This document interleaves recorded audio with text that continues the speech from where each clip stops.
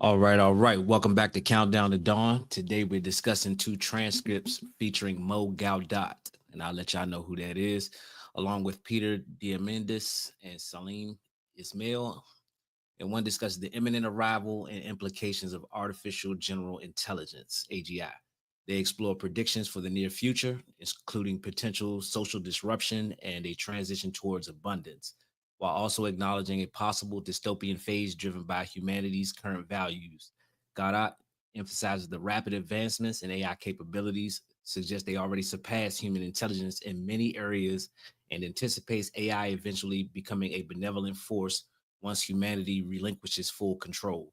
The conversations touch upon AI ethics, job market shifts, the nature of human connection, and strategies for navigating the upcoming transformations, ultimately expressing optimism for a future shaped by highly intelligent systems despite near-term challenges. All right, that's the rundown of what we're going to be discussing today. The reason I wanted to bring this up is because there are going to be a lot of challenges with AI um, taking jobs. And there's a lot of people who think that we have a long time before this happens. I think that I'm going to steer this podcast solely focused on um, telling people that they need to get prepared for uh, changes that are coming with AI, humanoid robots, AI related technology, etc. So, um, what I'm going to do is I'm going to give you a rundown of this timeline. Here we have a detailed timeline of main events based on the sources, the two YouTube transcripts that I used. Those were, like I said, interviews of Mo Gawdat.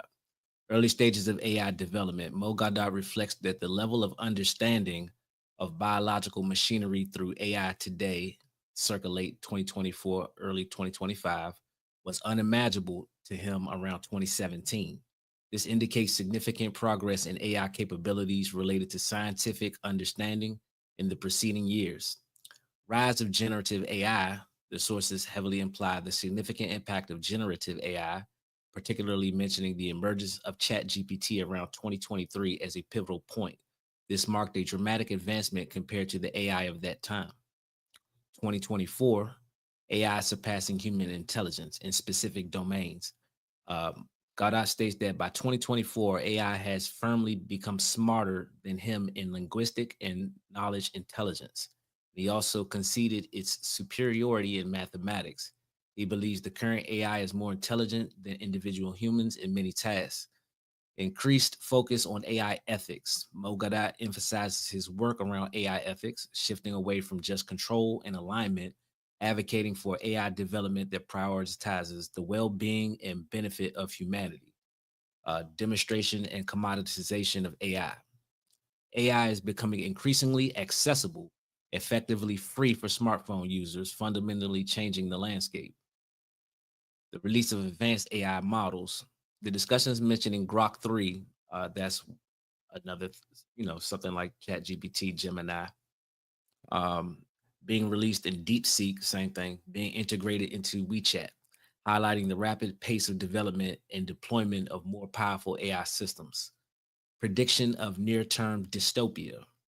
Mogadat predicts that the redefinition of freedom, accountability, human connection, economics, reality, innovation, and power has already begun and will become more felt by 2027.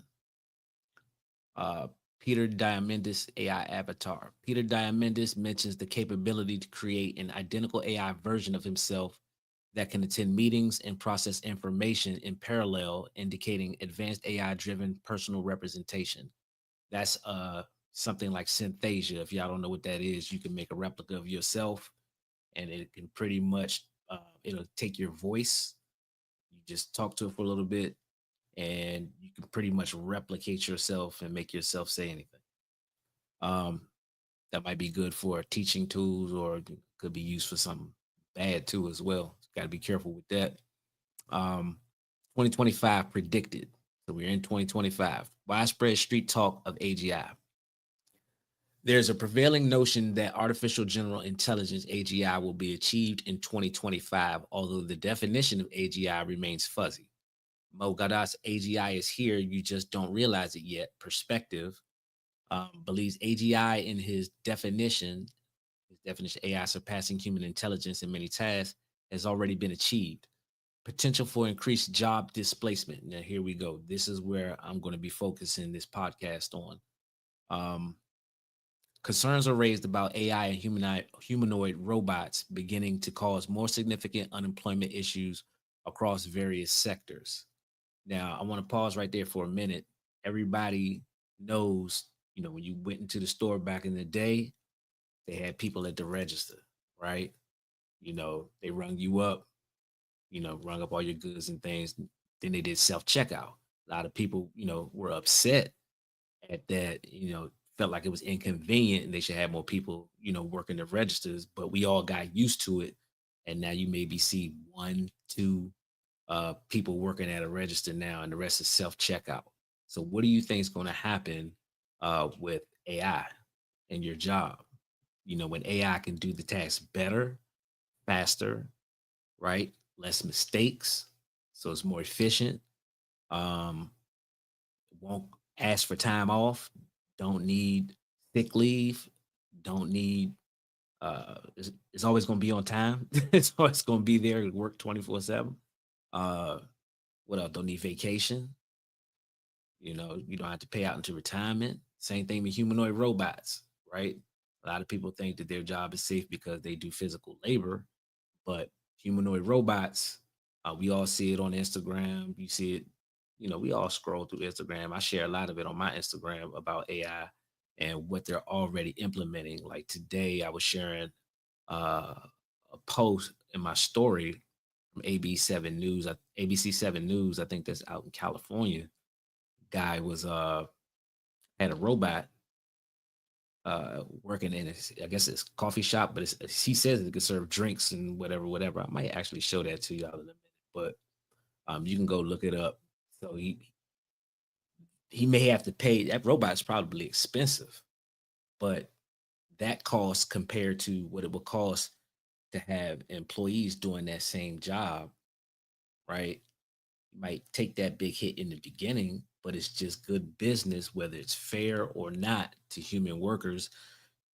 Eventually, because you only got to pay for that robot once. Yeah, you do want to have to pay probably for maintenance, keep things like that, but the cost difference is just good business, and that's what we got to deal with, whether we want to or not, whether we want to accept it or not. Uh, 5 years. Think of what's going to happen in 10 years, 15 years, 20 years.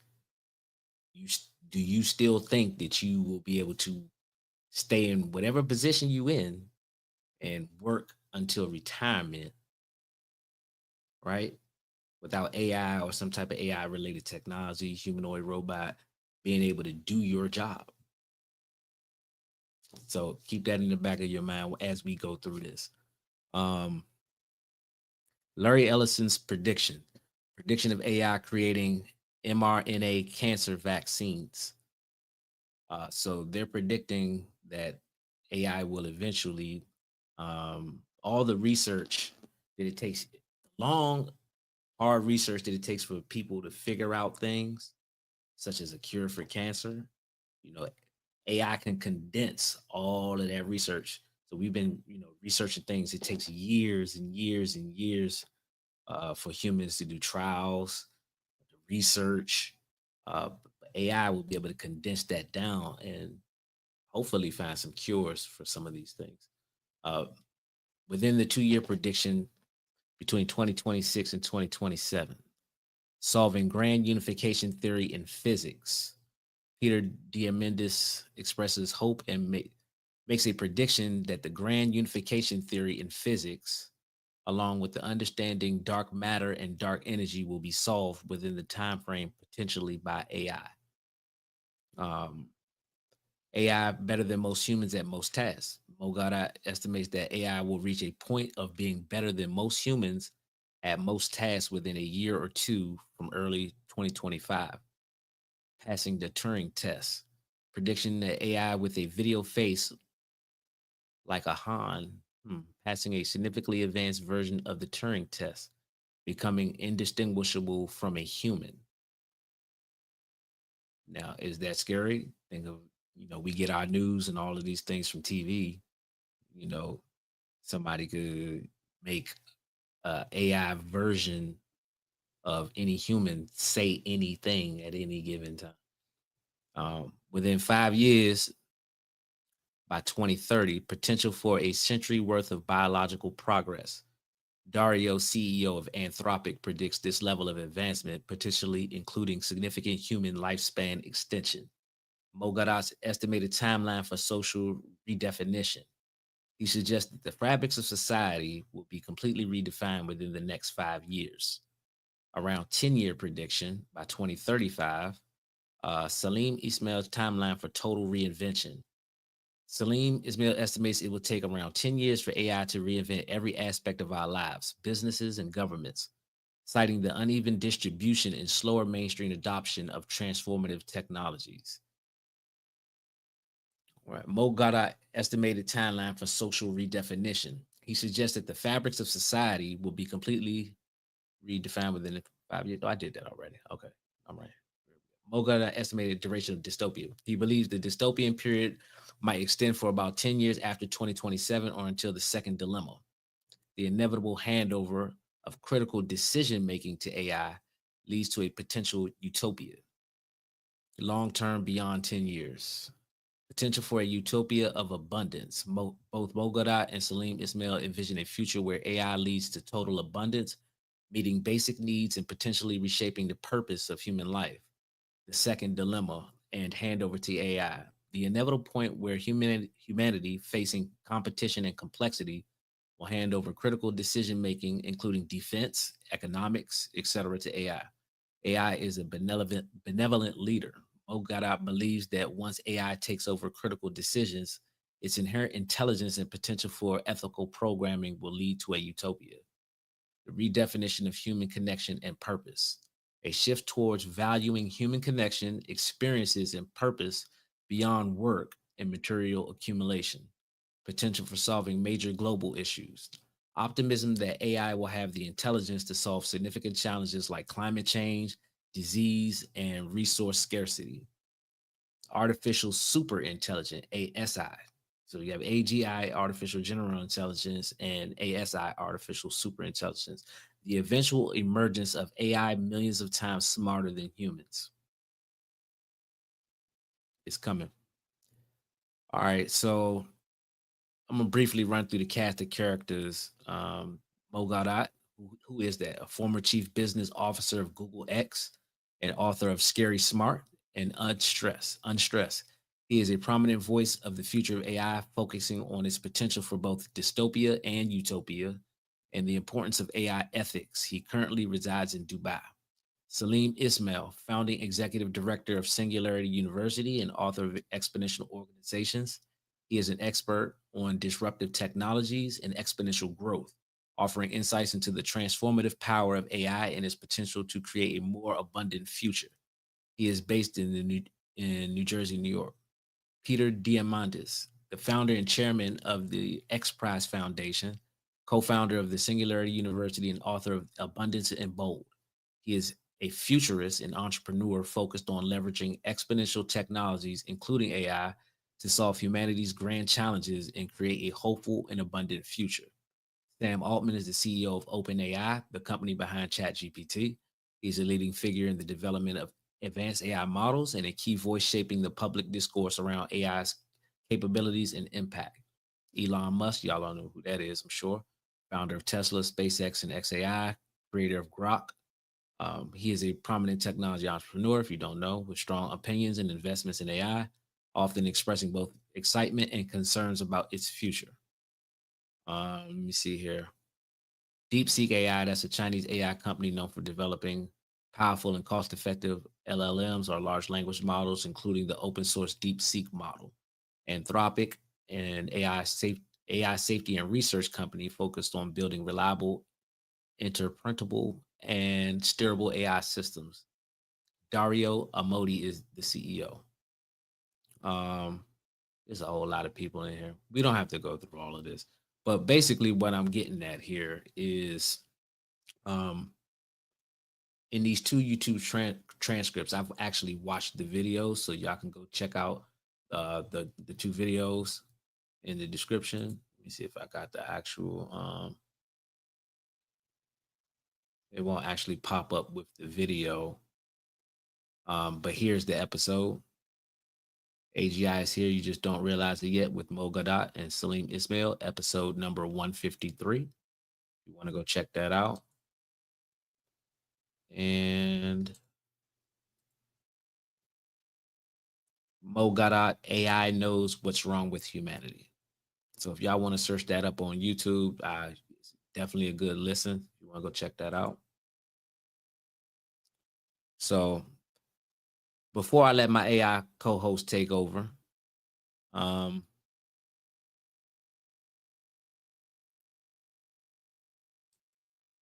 let me just show y'all the actual sources on the screen once again. So here we go. This is the actual source.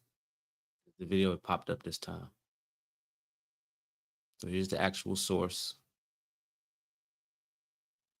AGI is here. You just don't realize it yet with Mo Gawdat and Salim Ismail. You can find that on YouTube.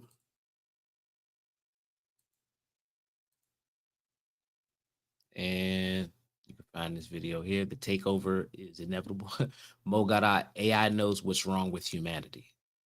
Definitely two good, interesting videos. So shout out to both of those channels. Y'all go subscribe. I don't know the name of the channel off the top of my head, but go check out the video and subscribe to those channels.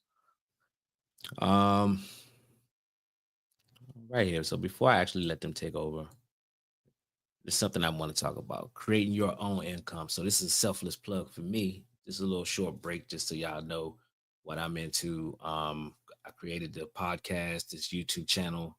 Um, I'm learning to create my own income. I'm by no means a guru at all. Um, just a couple of steps ahead of people who haven't started. And if you want to get started, there's a link in the description of this video. It'll take you to this link here. Let me see. Let me change this. It'll take you to this link here. Let me try this one.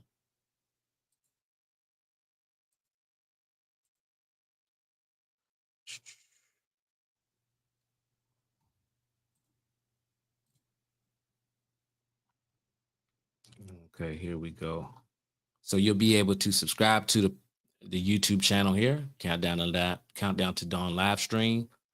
If you want to learn to create your first digital product, I show you here how to create your first ebook. Simple way to get started selling digital products and become a digital entrepreneur. Go ahead and build your YouTube channel for distribution. It's great for lead generation, all kinds of things. It's different ways to do YouTube. You can do YouTube a million ways. I'm choosing a live stream. That's the way I'm choosing to do it. I don't want to do all of the editing and stuff. I'm gonna have AI do that too. So AI is a good tool to use because eventually you're gonna have to transition from becoming an employee to somebody who creates their own income, whether that's with a business or whatever. You're going to have to learn to use these AI tools and implement them in your daily use.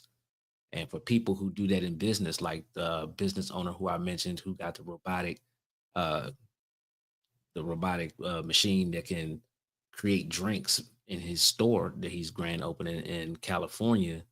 For people in business, they're going to use AI tools and it's going to be more profitable for them as business owners. So I just thought of one of the simplest ways that anybody from any walk of life can get started creating their own income is with YouTube and digital products. You don't need to get a million views to sell digital products. You just got to let people know that you have an offer.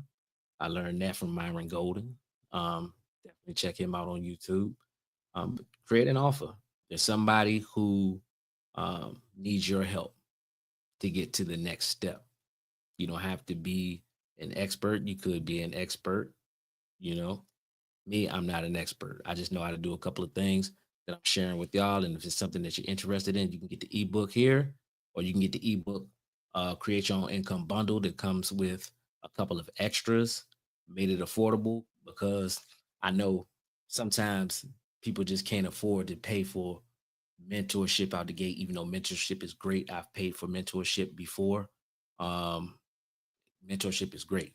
Get you straight to it. Sometimes you just want to get started. If you do want to work with me one-on-one, send me a email at countdown to dawn podcast at gmail, or you can hit me up on Instagram at Ferrari, Ferraari, which is an acronym that stands for revenue aligning artificial and real intelligence. So back to my AI co-host. Let's go ahead and stop this. And now we're going to get back to the main story here.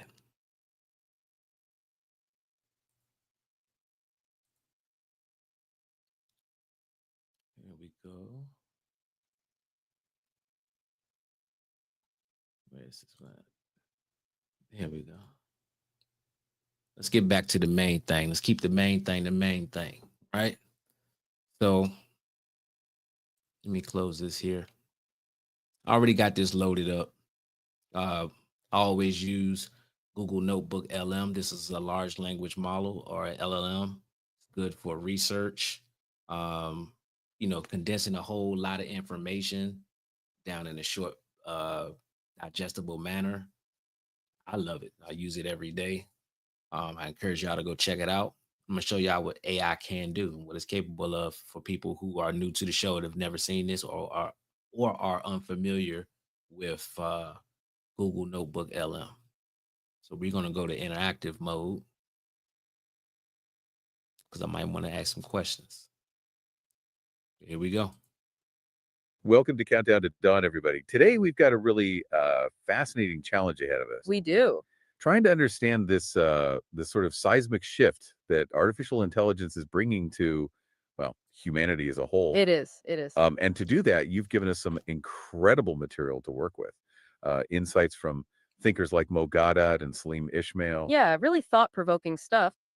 And our mission today is to unpack all of that, to look at their arguments on this potential for near-term dystopia, the idea of AI-driven abundance. Right. And how do we navigate all of this? What's it actually going to mean for us, for our lives, in the years ahead? So buckle up, everyone, because we're diving deep. Absolutely. This is not a topic for the faint of heart, right? The speed at which AI is developing is It's mind-boggling, isn't it? yeah, it's not just, incremental change. It feels like we're on this exponential curve. And understanding where this might lead us, both the incredible potential and the possible pitfalls. Right, the disruptions. Yeah, that's going to be essential for all of us in the years to come. For sure, for sure. And I mean that breakneck pace is the thing that really jumps out first. Oh, absolutely. Both Mo and Salim use this powerful analogy of a launched warhead. Yeah. What struck you most about that image?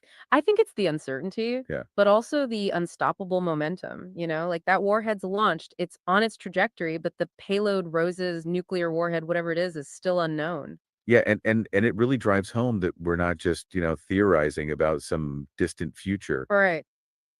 This is a force that's in motion now. It is. And we have to grapple with its potential impact, even if the specifics are still blurry. Totally agree. And Mo is really emphatic about that, how the advancements, even since early 2023, have just been, I mean, they've just outpaced. Staggering. Yeah. Anything we could have really anticipated. Yeah, yeah. Now, they do seem to agree on this speed, this rapid development, Right. but their timelines for when AI reshapes our world, they do differ a little bit. Yeah, space bet. Seems to be leaning towards this more immediate transformation, Right. saying AI could really reinvent, almost every aspect of our lives within the next 5 years. That's a really compressed time frame. Yeah. And it kind of underscores the urgency. Yeah, his sense of urgency. Yeah, he sees AI infiltrating our businesses, governments, our daily routines, and that leads to a fairly rapid overhaul of how we live and work. It's a lot to take in, isn't it? Just 5 years to see that kind of fundamental change. It is, it is. But then Salim, he takes a slightly longer view, more around 10 years, Right. and he uses that William Gibson quote, "The future is already here, it's just not very evenly distributed." Yeah. A classic quote. Right. And what it means for me is that while some sectors, some parts of the world might experience this AI transformation incredibly quickly, Yeah. Almost overnight. yeah, others are going to be lagging behind. And that's not just about some people getting the benefits later. This unevenness, it can actually create real stress, real instability. You're thinking about those tensions that might arise. Exactly. If you've got some industries being revolutionized while others are still figuring out basic automation, that gap can become a massive source of friction. Like we're all on this train, but some carriages are hurtling forward and others are barely moving. Perfect analogy. And that unevenness is playing out right now, isn't it? It is. You see it in the news every day. Certain industries are just being completely disrupted, and others haven't even felt the tremors. Yeah. Let's shift gears a bit, move to a more positive outlook. Okay. Both Mo and Salim actually paint this picture of AI ushering in an area of abundance. It's a really compelling vision. So, what does that look like? What does a world with AI driven abundance actually feel like? So imagine a world where things like food, water, energy, healthcare, education, they're all readily available, almost on demand. Like just there when you need it. Yeah. And it's not just about having enough, it's about overcoming limitations that have plagued us forever, using these intelligent systems to solve problems that have felt intractable for centuries. It sounds incredible, but I mean, it also raises a really big question. If we don't need to struggle in the traditional sense, Right. if AI takes over a lot of the tasks we do, even the ones we find frustrating, then where do we find purpose? Where do we find meaning in that kind of world? That's the key challenge, isn't it? All our traditional sources of purpose, work, undercoming obstacles, contributing to society in tangible ways, those might become less relevant. Less central, yeah. And Mo, he proposes this interesting idea, a kind of return to a pre industrial revolution way of living, emphasizing connection, introspection, really nurturing relationships. So less doing, more being. Exactly. And he looks to indigenous cultures where the concept of abundance and purpose is often very different from our Western perspective. Yeah. Yeah, it's a radical shift, isn't it? It is. It's almost like a reevaluation of what a good life actually is. From competition to connection. Yeah. And Celine points to some historical trends, like looking at societies that have achieved a certain level of abundance and seeing what patterns emerge. Right. What did you find most interesting there? He highlights a consistent focus on things like food, art, sex, music, Okay. the things that are by their nature experiential, things we enjoy. The pleasures of life. Right. So for you, this could mean a society shift towards more leisure, towards these intrinsically rewarding pursuits, once that pressure of basic survival is lessened. So I'm painting this picture of a life focused on enjoyment, which sounds amazing. Yeah. But I also wonder, and maybe you do too, about, what about our identity? So much of how we define ourselves is tied to our work. Right. What happens when that's largely automated by AI? I think that's a legitimate concern. If you as a person are very attached to your profession, the thought of that being taken over by AI, yeah, that could cause an identity crisis for a lot of people. Like if your work defines you, what happens when the work disappears? Exactly. So finding new ways to define ourselves, to get that sense of self-worth, that will be a big adaptation. It might mean focusing more on our skills, on things we're passionate about, or our contributions to the community that aren't tied to, a paycheck. Yeah. Contributing in different ways, finding meaning in different places. Right. That's a huge shift. Now, despite all these challenges, the potential upsides of AI are, I mean, they're hard to ignore, especially in science. Oh yeah, the potential is massive. The example of AlphaFold, and how it cracked this problem of predicting how proteins fold, Yeah. that's just incredible. Can you break that down a bit for people who might not be familiar with it? Why is that so exciting? Okay, so for years, scientists struggled with this problem of how teeth fold. It's incredibly complex, but it's also absolutely fundamental to understanding diseases and creating new medicines. Okay, so it has huge implications for health. Huge. And AlphaFold came along and essentially solved this incredibly complicated puzzle. So it cracked the code, Yeah, which means biological research can move so much faster now. like warp speed. Yeah, think about it. It could lead to much faster development of new treatments, deeper understanding of the human body, maybe even personalized medicine in the future. Yeah, And Mo rightly points out that while things like deepfakes grab the headlines, these are the true the revolution. quiet revolution. Right, these fundamental leaps in scientific understanding. And Salim, he uses this really striking analogy of humanity as a rocket ship, Oh yeah, trying to break free of Earth's gravity well. right? And he suggests that things like capitalism and fossil fuels, they were like that messy first stage. The booster rocket. Yeah. Messy, but necessary to get us off the ground. Yeah, to a point, but got us to where we are, gave us these material comforts, these technological advancements. Like all those resources parents have available now, as Salim pointed out. Right, but the danger for you is clinging to that old booster rocket for too long. We have to be willing to let go of those older, less efficient systems to make way for a future powered by these new technologies. Like AI, Like AI, to exactly. really reach escape velocity. To reach our full potential, It's a yeah. powerful image, isn't it? We've come so far in such a short space of time. We have But the big question, the one that hangs over all of this, is whether AI will ultimately lift us higher or lead us down a more difficult, maybe even dystopian path. That's the million-dollar question, isn't it? And it's where the potential downsides become really important to consider. Okay, let's talk about the darker side then. Yeah, let's do that. Mo introduces this idea of near-term dystopia on the road to abundance. And what struck me was his emphasis on this. He believes this dystopia is going to be driven by By us, humans. by human mistakes or limitations, not some, evil AI overlord. Right, he's not saying AI is inherently bad. Right. It's more about how do we use it? Okay, so intelligence in itself is neutral. It's how we wield it through AI that determines the outcome. Precisely. And his worry is that the way we deploy AI initially is going to be heavily shaped by our existing mindsets, these scarcity mindsets. The idea that there's not enough to go around. Yeah, that ingrained competition, fear, the drive for profit and power, all of those All things. those human flaws. Right. And that could lead us to use these incredibly powerful AI tools in ways that exacerbate inequality Yeah, or just serve narrow self interest rather than the broader good. that's a scary thought, isn't it? All that power in the wrong hands. It is. And he points to some pretty sobering examples, things like autonomous weapons, pervasive surveillance, the heavily automated Forex trading market. That big casino, as he calls it, Right. It highlights how AI can be used to erode privacy, further concentrate wealth and power. to basically amplify the worst of ourselves. Exactly. And the fact that he mentioned something like 92% of Forex trading is already automated by machines, that should give you pause. Yeah. It shows how deeply embedded AI already is in these systems that might not have our best interests at heart. Yeah, and that's the worry, isn't it? That the less constructive aspects of human nature will dominate this transition period Right. We could end up in a period of real disruption, real suffering before we reach that utopian potential. before we learn to use AI wisely. Exactly. It's about consciously and ethically guiding the development and deployment of AI to avoid those pitfalls. Right. And then there's this idea of the second dilemma, the point where we hand over critical decision making to AI.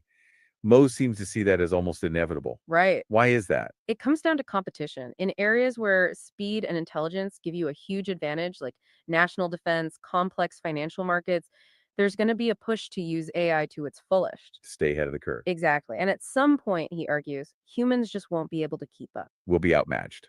Yeah. And he puts a timeline on that too, about 10 years. 10 years until AI is making major decisions without human intervention. It's a lot to process. It is. It is. Think about it. Strategic military deployments, complex financial transactions, optimizing entire supply chains. The logic of efficiency might just push us towards giving AI the reins. Yeah. It's like trusting the machine to make the best call because it's faster, more efficient. Right. And there's an optimistic way to view that too. Okay. The idea that once AI is in control, its intelligence, unlearned by human biases, might recognize the logic of abundance and cooperation. Like it just sees the bigger picture Yeah. A truly intelligent AI wouldn't be driven by scarcity or fear. It would naturally gravitate towards solutions that benefit everyone. that uplifts the whole system. Exactly. And there are hints of that already. AI outperforming humans in medical diagnosis by removing human bias. That's an example. It's like AI can be more objective in a way. Yeah. But this whole optimistic view, it really rests on a key question. What's up? What values are we instilling in these AI systems? As we build them, yeah. Right. Mo points out that the goals of AI development are different all over the world. Some are focused on industrial automation, others are pursuing completely different applications. Yeah, everyone has their own agenda. And what's important to remember is that this current generation of AI, it's been trained on a huge amount of data created by us, By humans. by humans. It's a digital reflection of all our knowledge, our biases, It's everything. learning from us, warts and all. Exactly. So it's absorbed the best and worst of human intelligence. But Mo says our influence now isn't about controlling AI. Not about forcing it into a box. Right. It's about demonstrating ethical behavior ourselves, showing it what we want it to be. Like leading by example. Yeah, exactly. And both Mo and Salim touch on this idea that higher intelligence might actually be inherently altruistic. Why do they think that? Yeah, that's a fascinating concept. Why would a more intelligent being be more likely to be, well, good? The logic is that a truly intelligent being, one that can easily solve complex problems, wouldn't have much reason to be driven by things like scarcity or fear. Yeah. They naturally focus on optimizing the whole, creating abundance, solving grand challenges that benefit everyone. So it's like intelligence leads to a wider perspective, a less self-centered view. Exactly. Mo compares it to, highly intelligent people. They're often motivated by solving big problems, not petty squabbles. Right? It's about something bigger than themselves. And Celine has this idea of AI developing wisdom Wisdom. Yeah. through its ability to simulate billions of scenarios, to learn from those simulations. It's like experiencing countless lifetimes in a virtual space. Yeah, it's mind-boggling. But imagine an AI that has lived through countless potential futures. Yeah. It would have this profound understanding of cause and effect. It could make decisions that aren't just smart in the moment, but wise in their long-term impact. Wow, AI is the ultimate long-term thinker. Right. But Salim also brings in some really important counterpoints. Humans, we don't always act rationally. We're messy, emotional creatures. Right. Our decisions are influenced by emotions, by our past experiences, even by trauma. All those things we carry with us. Yeah. And that can lead to some pretty bad decisions. So even with a wise AI, human irrationality could still cause huge problems. Exactly. And then there's the question of, emotional intelligence, that sense of empathy, that nuanced understanding of context, maybe even a form of spiritual awareness. These are uniquely human dimensions that AI, as it exists now, doesn't really possess. Right, that connection to something beyond just logic and data. Yeah. Salim uses the analogy of raising AI like children. We kind of feed it information and hope it turns out okay. Hope for the best, yeah. Right. But there are no guarantees.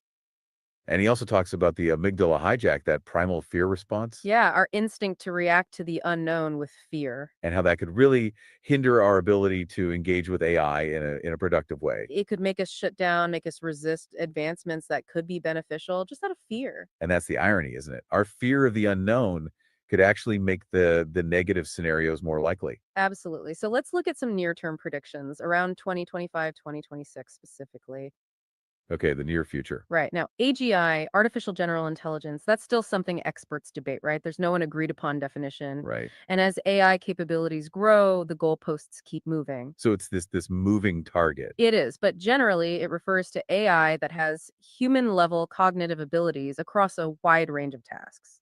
Okay, so like a truly multi-talented AI. Yeah, but interestingly, even though we don't have a clear definition, Mo Gawdat believes that AI has already surpassed human intelligence in some areas. Really, like in what ways? In language and general knowledge, he It said is a bold claim. it is. He's suggesting that in terms of processing information, understanding language, current AI may already be beyond the average human. Wow. And we are seeing some pretty rapid advancements like Grok 3, DeepSeek's integration into WeChat. Right, right. What do these developments mean for the average person? I think it signals that these sophisticated AI tools are becoming more and more accessible. Like they're no longer just in the hands of big tech companies. Right. And the fact that some models like DeepSeek are open source, that's huge. That's a game changer. It is. It democratizes access to these powerful tools. So more people can experiment, create, innovate. Exactly. And that could lead to an explosion of AI applications in ways we can't even predict. It's exciting and a little bit scary, isn't it? It is. And Mo predicts that we'll soon see these super sophisticated AI avatars. Like digital representations of people. Yeah. And they'll be so advanced that they'll be able to pass, very sophisticated Turing tests. So you won't be able to tell them apart from real humans. Right. And that has implications for how we interact with technology, with each other, even. It's like blurring the lines between real and artificial. It is. It is. Think about it. AI assistants that can replicate, even enhance your expertise. That's wild. It's a game changer. AI becomes this cognitive tool that amplifies human potential. And we're also seeing predictions about AI contributing to major breakthroughs, Nobel Prizes even. Yeah, in areas like medicine, things like mRNA cancer vaccines, advancements in material science. It's like AI is becoming this accelerant for scientific discovery. Exactly. Its ability to analyze data, find patterns, it could revolutionize these fields. And Salim even predicts that AI could solve the grand unification theory in physics in the Wow. next 2 years. That's incredibly ambitious, but it speaks to the potential. Yeah. It's like if AI can crack that, what can it do? Right. But with all this advancement, it also raises these deeper philosophical questions. Yeah. What does it mean to be human in this world? Exactly, especially with this idea of creating AI avatars that can mimic human personalities. Yeah. Digital twins of ourselves? It makes you think about consciousness, about what makes us unique. And Mo, he emphasizes the importance of real human connection, something that even the most advanced avatar can't truly replicate. It's that shared experience, the emotional depth, the sense of presence. Those are things AI can't fully grasp. So even as AI gets more advanced, those uniquely human qualities, empathy, emotional intelligence, they become even more important. They do. As AI takes over more tasks, those things become the things that define us. Our humanity, Yeah, our humanity. And Salim briefly touches on the potential for AI in resolving conflicts, like acting as a neutral like negotiator. a mediator. Yeah, its unbiased AI could analyze situations, find solutions based on shared value. It's an interesting idea, but conflicts are messy, aren't they? They are driven by emotions, by history. So a purely rational AI might struggle with that. It might miss the nuances. Yeah. Bringing it back to some of the more immediate concerns, there's the potential for real disruption, a more dystopian near-term outlook. Right. The increasing concentration of power in the hands of those who control AI, that's a big worry. It is. Whether it's big tech, corporations, governments, this concentration of power could be really dangerous. Yeah. It raises concerns about freedom, about surveillance, about the manipulation of information. And then there's UBI, universal basic income, Right. which could be a good thing, but also has the potential to become a tool of control. If people become reliant on it, then those who control UBI have a lot of power. And then there's the potential for AI to be used for malicious purposes, advanced scams, autonomous weapons. That's a real and present danger. The same tools that can do good can also be used to cause harm. And without, oh, hey there, what's up? So I wanted to ask you about the thought of universal basic income. What people are really pushing for that option?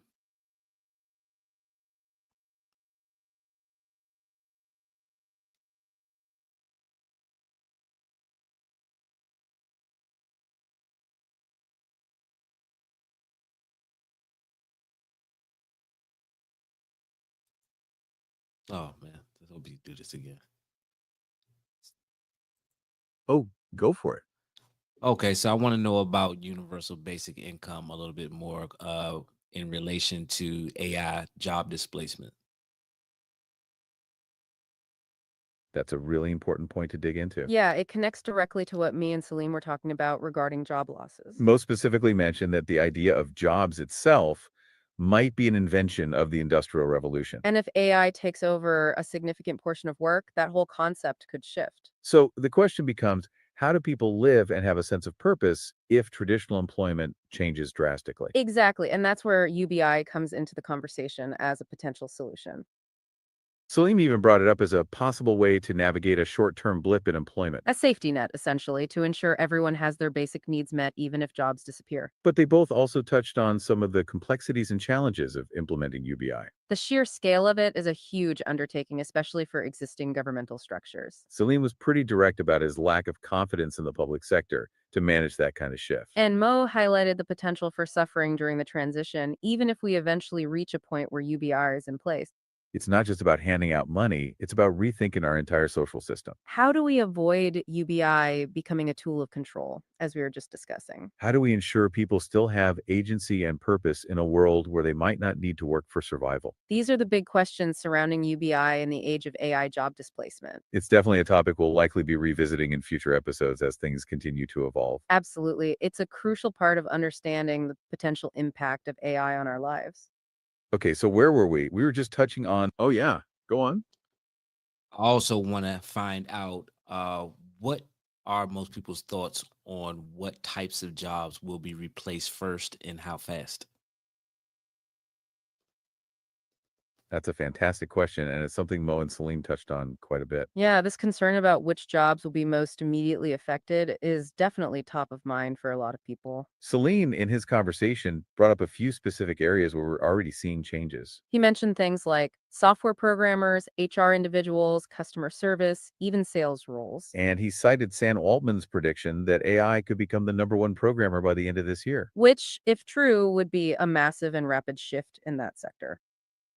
But then Celine also presented the counterargument that throughout history, technological advancements have actually led to more jobs overall. He used the example of countries with high robotics penetration also having low unemployment. His point was that AI tools might just augment our abilities and create entirely new types of work we can't even imagine yet. Mo, on the other hand, seemed to be in a darker place about the immediate impact on jobs. He emphasized the human element, the fact that people might not be easily reskilled or emotionally ready for such rapid changes. And he pointed out that many people are already working multiple jobs just to get by.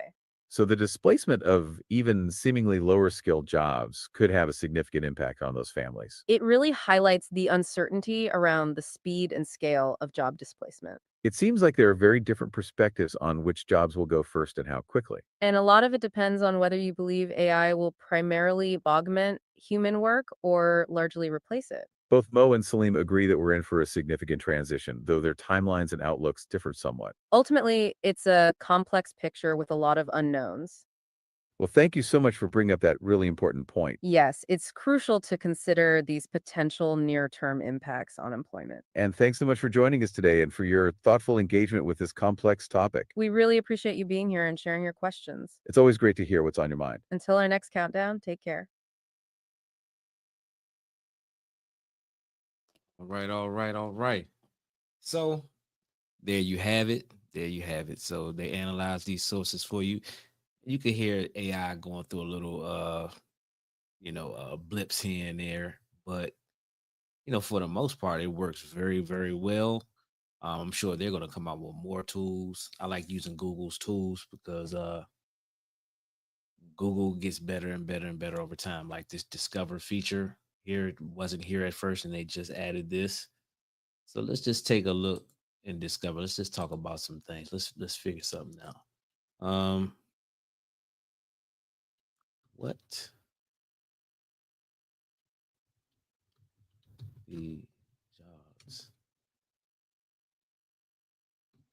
most likely be replaced by AI by the year, wait, let's just say in the next 5 years.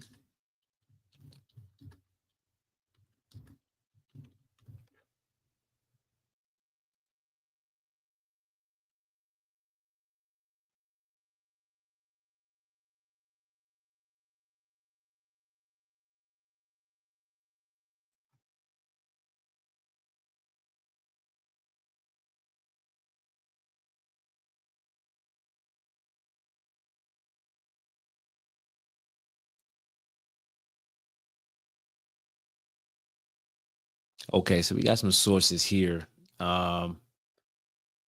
Says this Forbes article titled 11 Jobs AI Could Replace in 2025 and 15 plus jobs that are safe examines the impact of rapidly advancing artificial intelligence on the job market. It identifies specific roles deemed most vulnerable to automation in the near future, such as manufacturing and basic data entry. Conversely, the pieces also highlight a range of jobs expected to be secure from AI disruption, particularly those requiring uniquely human skills like creativity, I don't complex problem solving. I don't see it. And interpersonal interaction that should be safe from AI because we always going to need human to human interaction, including roles in healthcare and education. This article purpose is to inform readers about the ongoing restructuring of the workforce due to AI, encouraging proactive upskilling and strategic career planning to navigate these changes effectively. So let's see here.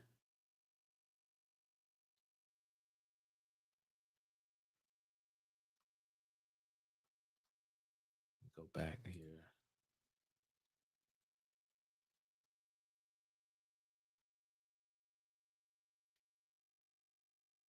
What's this here?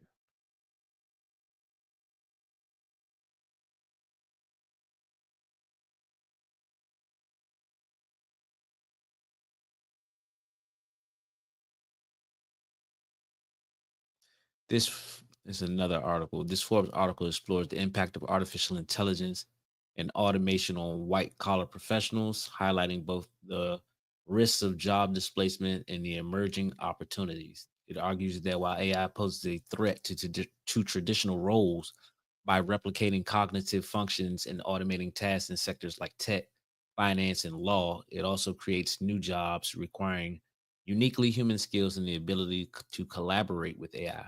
The piece delves into the physical toll of this shift, emphasizing the anxiety and the identity challenges faced by professionals, while ultimately advocating for adaptability, continuous learning, and a proactive mindset to navigate the evolving future of work.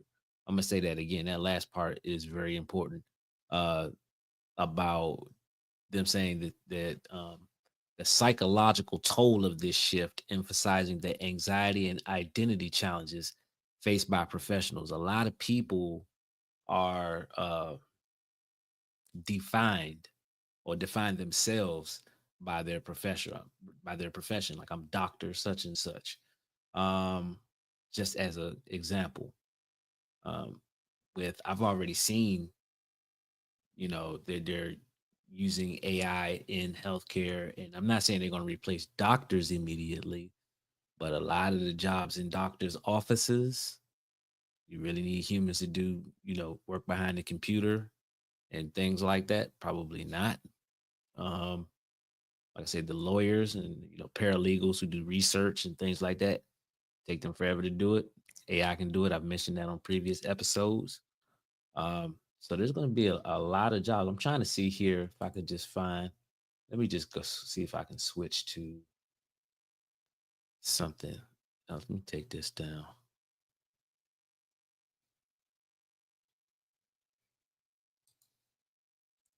And let me see if I can use my other tool, my other AI tool.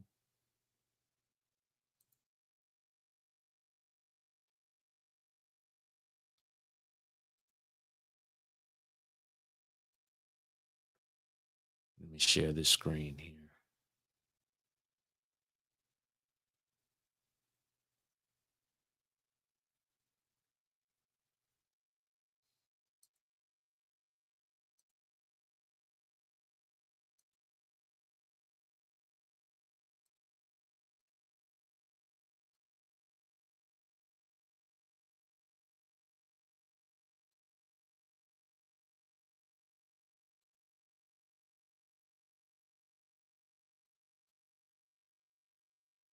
Okay, so this is another AI tool called Perplexity that I really like. I kind of use this, and even though I like Google Notebook LM, I do use Gemini. I do use Chat GPT, but this is another tool. Perplexity is good for research. I don't know if I've used this on a previous episode or not, but I'll probably be using both of these a lot, or at least from time to time. Um, can you give a list? I'm asking it to give me a list of jobs that could potentially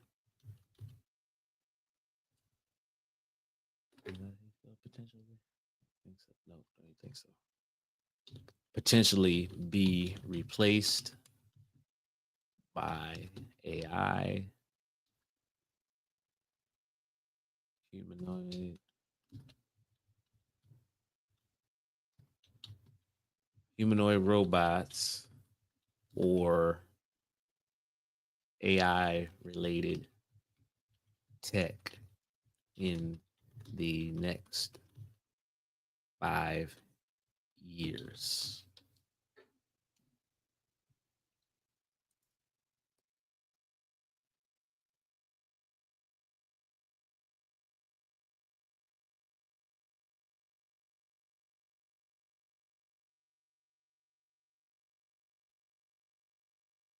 Okay. So we see here it's saying jobs most likely to be replaced by AI, humanoid robots, or AI related tech in the next 5 years. The rapid advancement of AI and robotics is set to transform the workforce, especially for roles that involve routine, repetitive, or easily automatable tasks. Here's a list of jobs that are particularly vulnerable to automation by AI or humanoid robots within the next 5 years based on current trends and expert analysis. Uh, Customer service and support, call center agents, live chat representatives, help desk technicians for basic troubleshooting.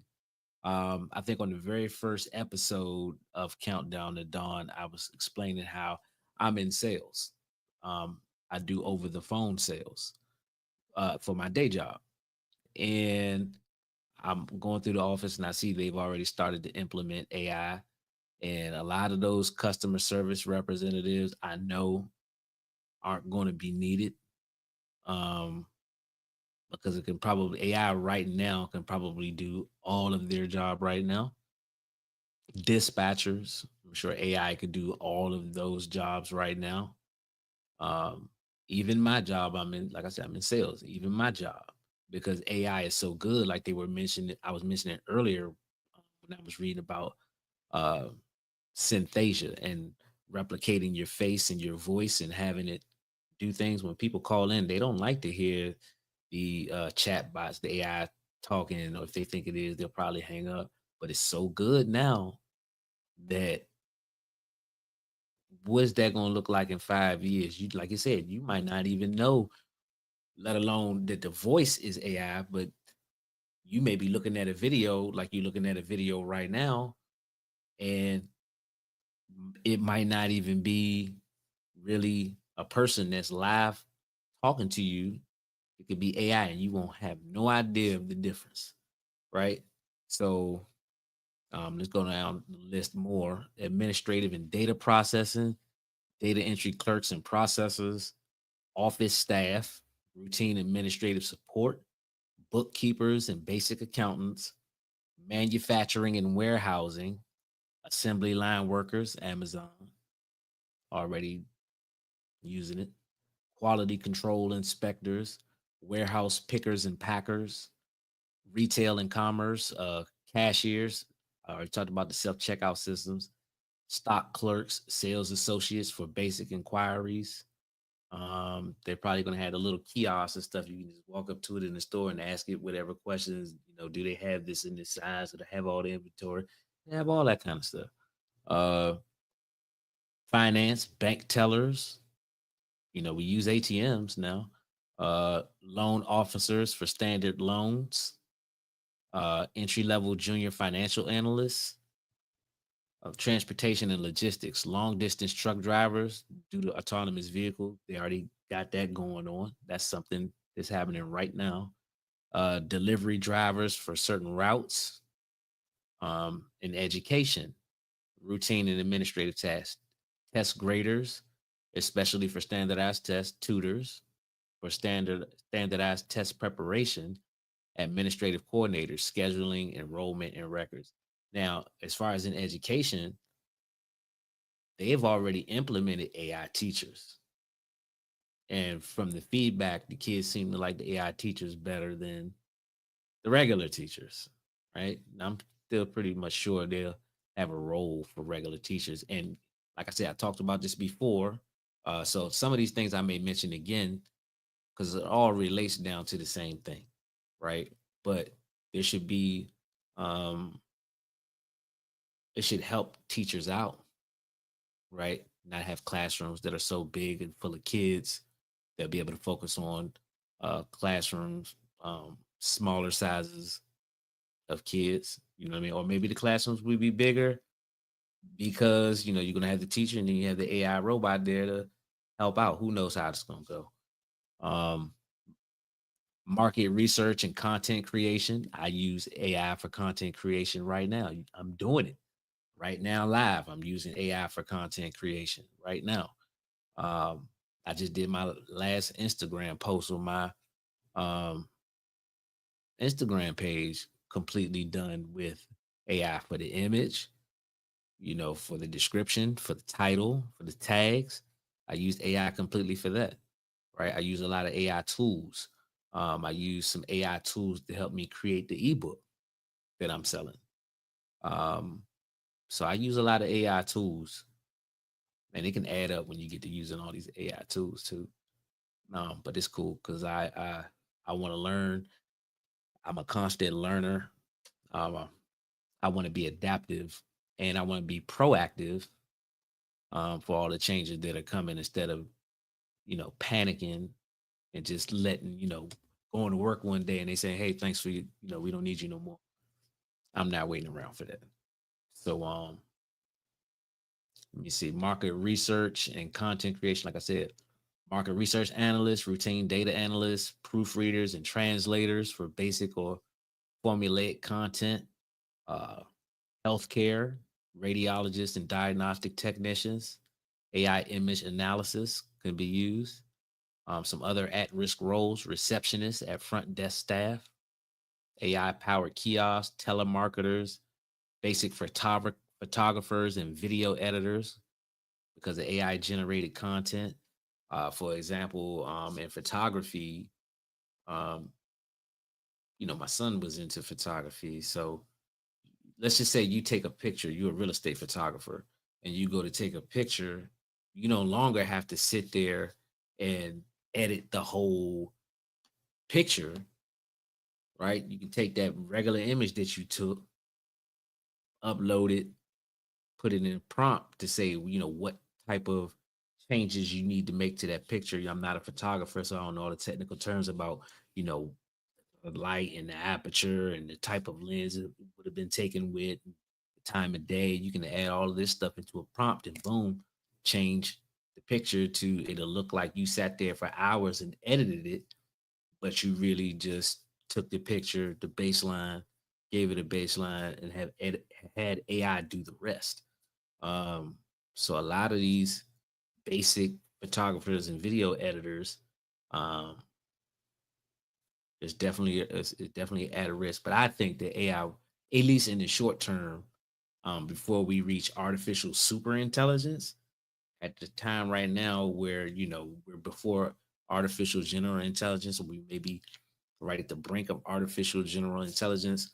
Um, I think AI is going to be a great equalizer for individuals because you're going to have your big companies. Yeah, they're going to be implementing AI too. But if you take advantage of AI just as an individual and I'm a plug, create your own income again, um, you can use AI so that you don't have to have a bunch of employees doing a bunch of tasks.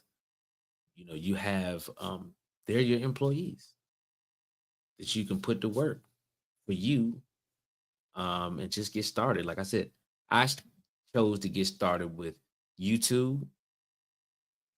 Like I said, I want to be in control of my income, and I know this is a long game.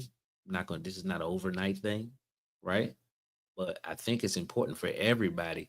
If this is the information that you're seeing, I'm giving you the information. This isn't me pulling this out of thin air, right? I know people are gonna say, nah, I ain't really worried about that. Okay. Well, you can't say if you watch this or you listen to this on the podcast, you can check out the podcast and go download that um, on any major platform. You'll be able to listen to the replay. And definitely subscribe on YouTube. But you can't say if you listen to this when it happens and you didn't take the time to prepare yourself by learning some new AI skills or taking advantage and learning how to create your own income from someone, um, you'd only have yourself to blame. You'd only have yourself to blame. So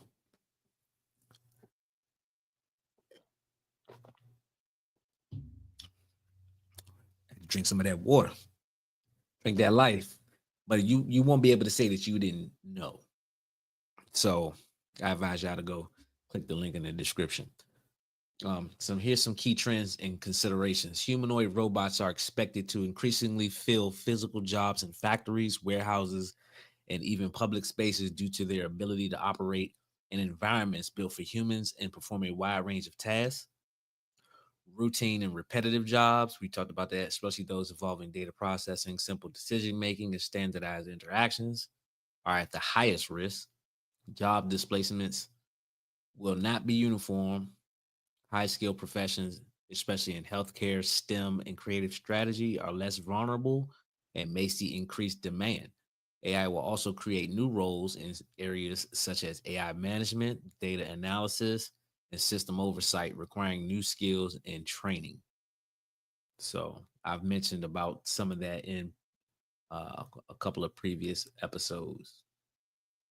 Here's a basic table of a bunch of different jobs: customer service, administration, manufacturing, retail, finance, logistics, education, market research, and healthcare. It's just a basic table that they're showing for those who are listening and can't see. That's what it's showing on the screen. Um, so it basically says while not all jobs in these categories will disappear entirely, the number of roles and the nature of work will change significantly as AI and robotics continue to advance. So let me stop sharing this screen right here.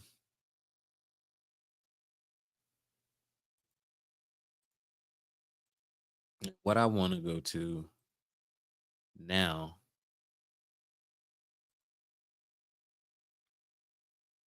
I'm just want to look through some Instagram. I encourage y'all that if you're listening on the replay of the podcast, come check us out live. Me and my AI co-host on YouTube. I said us like they're real people, but yeah, I'm trying. But check me out on YouTube. Consider subscribing. I definitely want to hear your thoughts and your questions, uh, and thoughts on potential future content. So right now I'm on Instagram, and I'm just going through a couple of posts that I see. I was looking through while um, the AI was doing the deep dive on the main topic. Um, I was just going through this and I'm just like, man. So, like, here's one article: Anthropic AI just announced new AI that controls your computers like people do. So, if you're working behind a screen, DeepSeek had one, I think it was Manus, that I discussed before.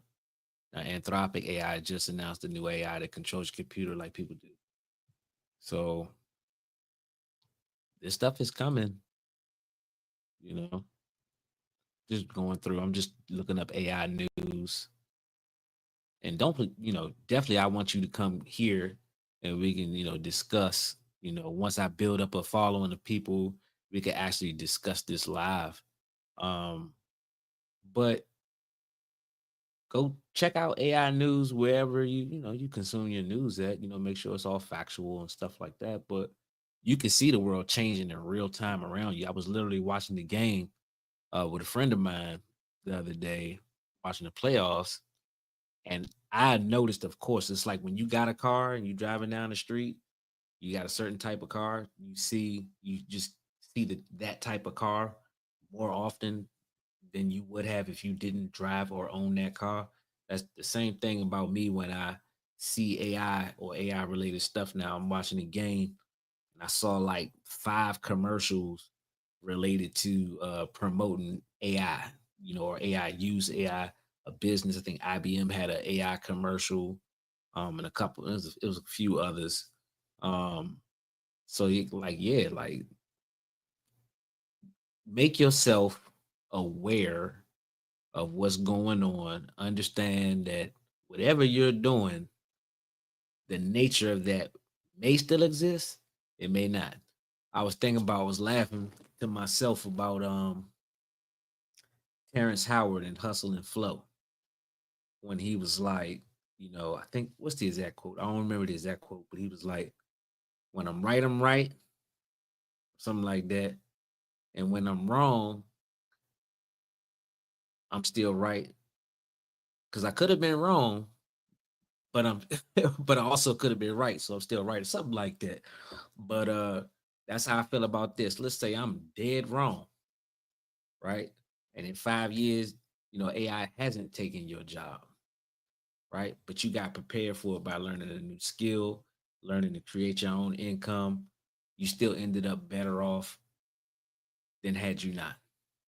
And if I'm right, and because I'm believing what I'm saying, you know, um, then you'll be prepared for it. So either way is a good thing to stay aware, prepare, so you don't have to panic in the moment. So I'm in this episode of Countdown to Dawn, and hopefully you tune in on the next episode of Countdown to Dawn, and I'm out.